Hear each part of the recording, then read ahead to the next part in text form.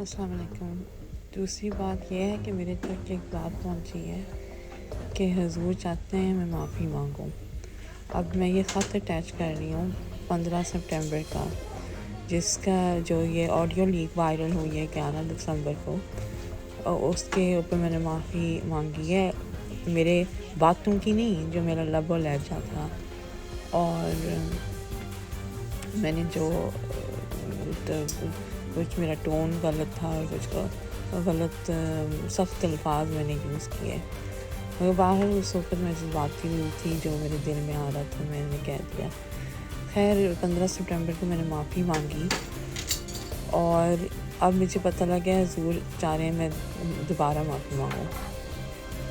میں کس بات کی معافی مانگوں؟ کہ میں نے انصاف مانگا؟ اس بات کی معافی مانگوں کہ حضور کو کہا تھا اپنا شفقت کا ہاتھ میرے سر پہ رکھنا؟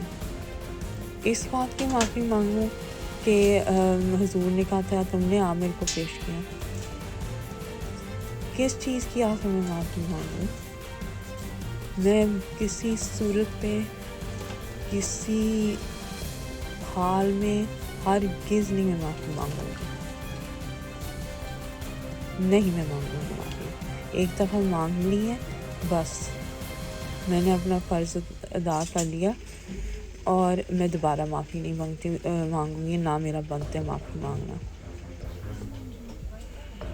میری امیڈیٹ فیملی کو ایک طرف کریں، حضور کو جماعت سے اس وقت معافی مانگنی چاہیے، جو جماعت کشمکش حالت میں آئی ہوئی ہے، جو بے بسی آئی ہوئی ہے، جو سوال اٹھ رہے ہیں، طرف ہے،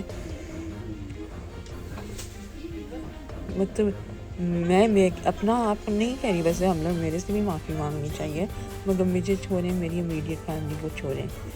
حضور کا اگلا خطبہ، کل کا خطبہ ہونا چاہیے کہ معافی کا، ہر احمدی کے اس وقت وہ مجرم ہیں، اس لیے میرے سے کوئی توقع نہ رکھیں، میں مرنے دم تک نہیں معافی مانگوں گی، نہ میرا بنتے مانگنا۔ ایک میری معافی بنتی تھی، وہ میں نے مانگی۔